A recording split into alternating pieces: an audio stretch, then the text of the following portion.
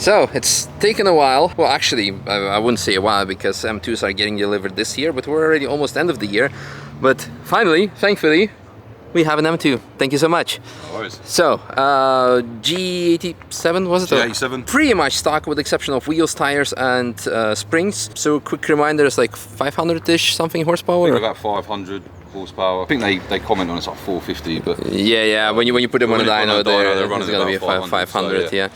Pretty much similar to the G series M3 and 4, same engine, probably a bit down-tuned officially, of course.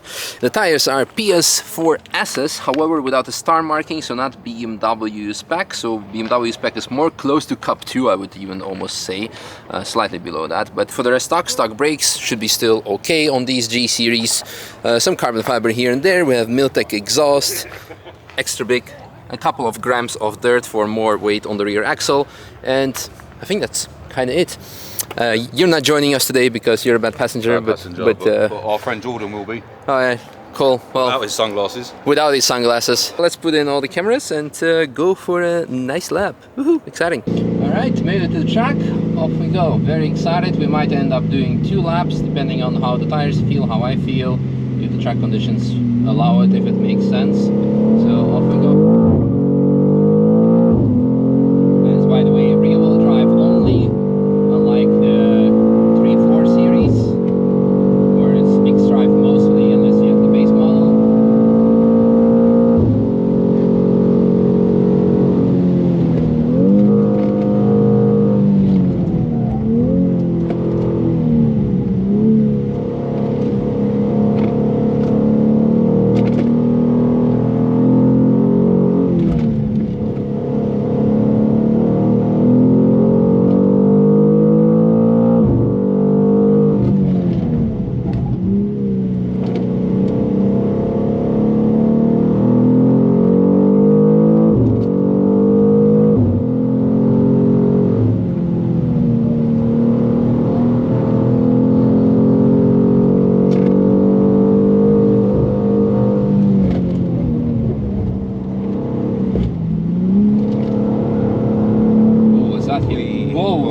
Whoa. Why the...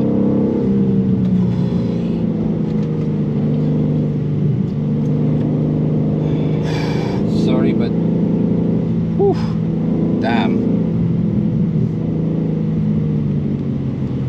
Come on.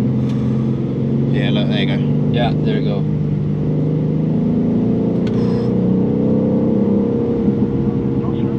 Ja, hallo, riesen Ölspur, da war ein Einschlag bei Hatzenbach. Yo, ciao. Danke. Don't fall and drive, but this can save someone's life. Definitely. I like how they made a crash and then just like drove off for carried on driving half a kilometer. Crazy. Scary. Yeah.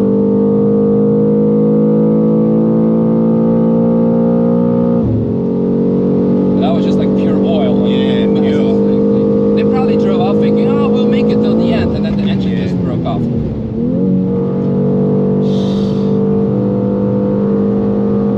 mean, can we clickbait this video now? Close call with the new M2? Definitely.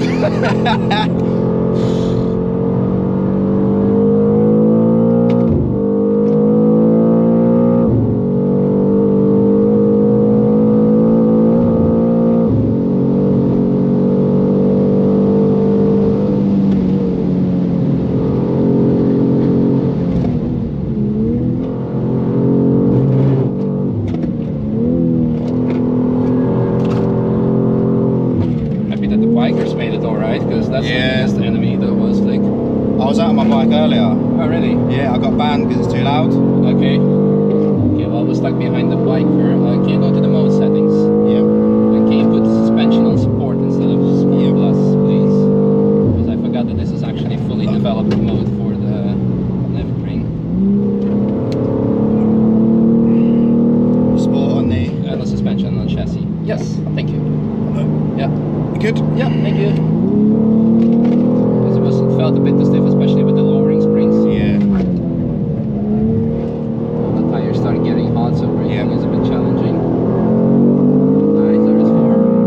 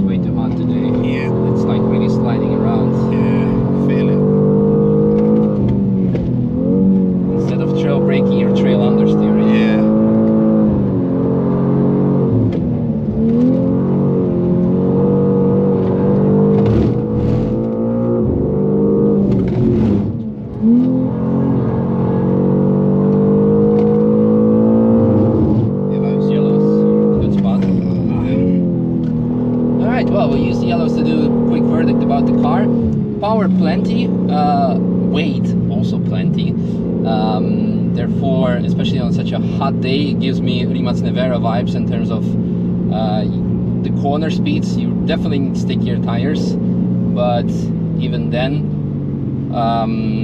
you probably should work with like completely different suspension for track purposes with this car, because the problem what I quite often notice when you put lowering springs on the suspension, the car becomes actually quite bouncy. Oh, they're done here, okay. So it's actually not completely in the favor of the handling. The tires are also quite hot at this point, so we're gonna see if the track is still open because of this oil slick that we recorded, and we can drop the pressures and go for a second one. But for the rest, as you can see, this car is really fast. It's a cheat code pretty much.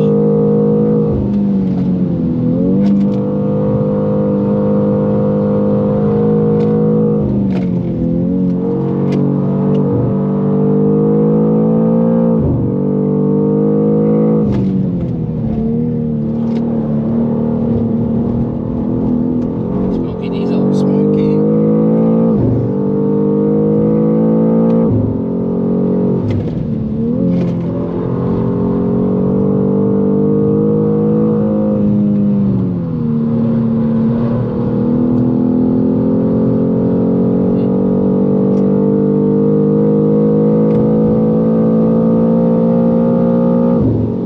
Track's still open, so we might as well do one more. While it's Definitely. open. Drop the pressures and go again. We're at 40 psi, so that's like, I don't know my psi bar conversion. I know that 30 is almost 2 bars, so I cannot do math and drive at the same time. We'll have a look. Cool. Alright. The car key fell out. Just not to forget it. I'll find it. Yeah. You got it already? Or... Ah, look at the brakes. Smoky, smoky. Oh, it's smoking. Definitely smoking. Yeah. Okay, we're now back out for a second lap. The pressures were, when we stopped after the cool down, 2.7, 2.8, so it's like almost half a bar too high. But the temperatures were actually over 100 degrees. So now they're 80, now it's optimal, optimal working temperatures, I would say. But the biggest challenge is not only the pressures, but the heat of the day, and the narrow profile, or like the small tire wall, combined with the stiffer springs, that makes the car actually quite nervous on the bumps. And being only rear-wheel drive,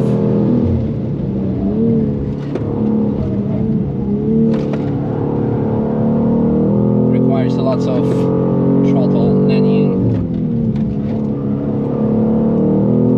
Yep.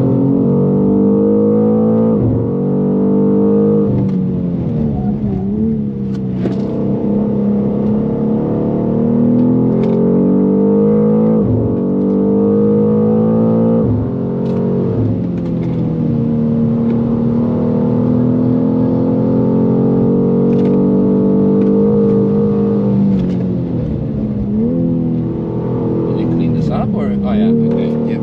Alright, still cautious through here.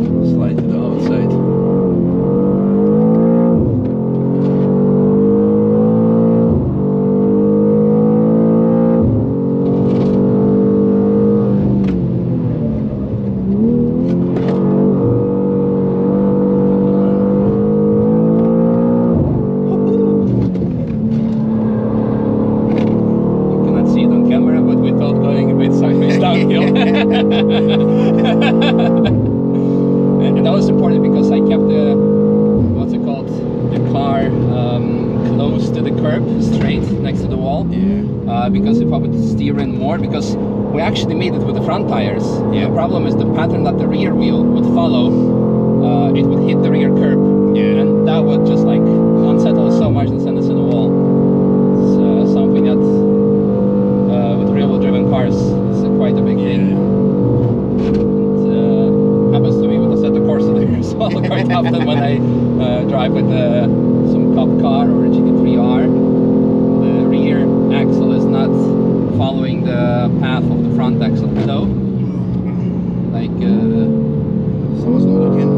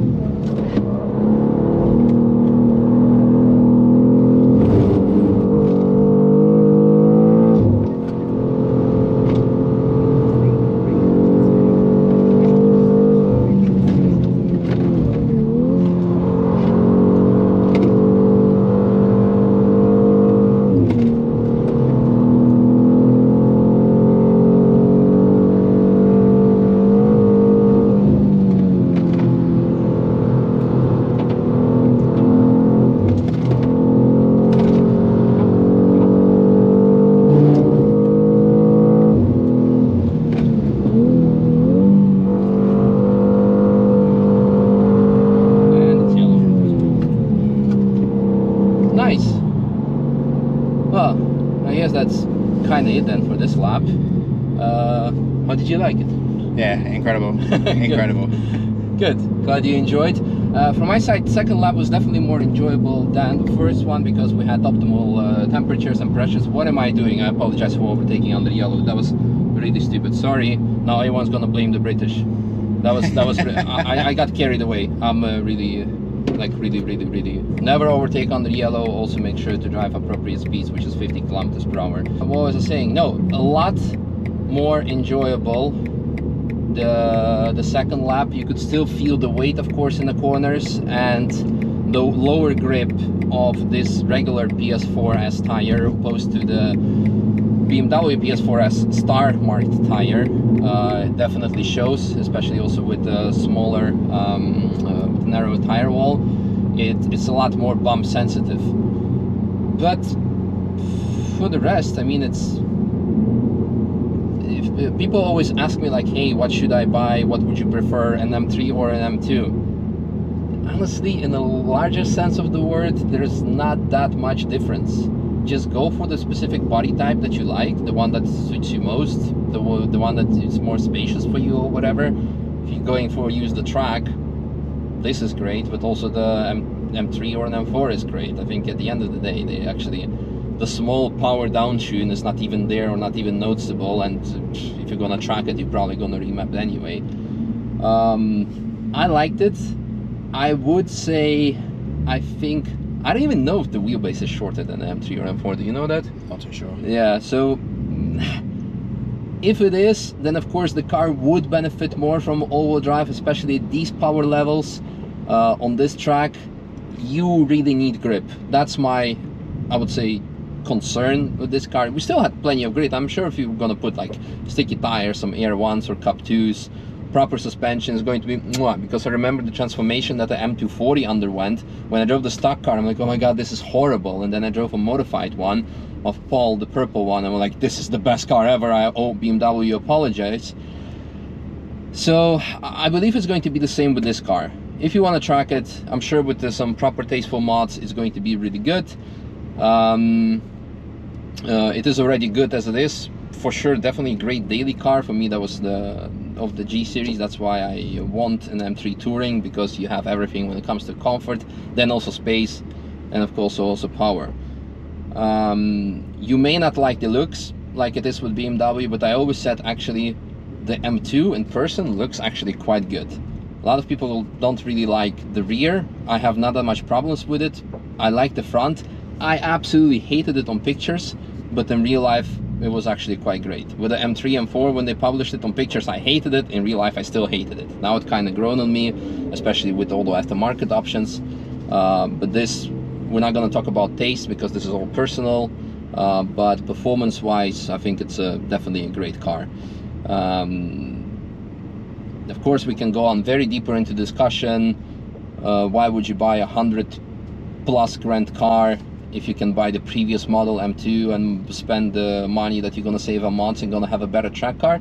Sure, but then you already know what you're gonna do. If you want to have something that still has warranty, which is new, which is fresh, obviously with modifications you might not have warranty, but this is completely different type of people for in the market. If you're shopping for a track car, you obviously already probably know what you're going to get, but this is a fantastic daily car with also very great track capabilities. Probably want to replace the brakes, although even after the second lap now they aren't smoking anymore. Not anymore. That's actually what happens when you have the car sending for the first time. I don't know, where can we see the mileage here somewhere? It was like slightly over 1,000 miles, right? Yes. I believe. I think it's about 800-900, something like that. Yeah, even below 1,000 miles. So it got kicked on its ass the first time properly, I guess, and that's what happened. That's why they smoked. But now, like I said, the pedal feel was still perfect. It was no big deal. So good car, and it stayed cool because now it's 25 degrees. It's gonna get close to 30. It still feels quite hot. You can see the tire temperatures are going close towards 100. On the second lap, luckily they stayed around 85-ish, I think. I was kind of monitoring it once or twice, so it was significantly better than the previous lap. But the engine temps are of course also very important. I don't know how it's going to go if people are going to start modifying those, but honestly you really do not need more power with this car. You're already struggling with grip, with putting the power down. At least here on GP tracks you probably might be more confident, but here with the bumpy surface and only rear-wheel drive and also quite a heavy car, yeah, it's a thing. I said a lot. You can make up of it what you want, what you think, but overall I loved it. It's great. I'm happy that we did it. But yeah, if for like a track dedicated car, you're gonna struggle with the weight. So if you want to have like a really track car, I think the previous version is still probably better way to go, not only in terms of handling but also at the end of the day also consumables. Because I remember when we swapped our taxi from F-Series to G-Series, it was eating through brake pads because the weight was just like quite big. Yeah, so a lot of things to be said. So let me know in the comments what you think, especially if you're an M2 owner, if you have driven it, what you think of it. And that's kind of it. So let's go do some more other laps somewhere, somehow.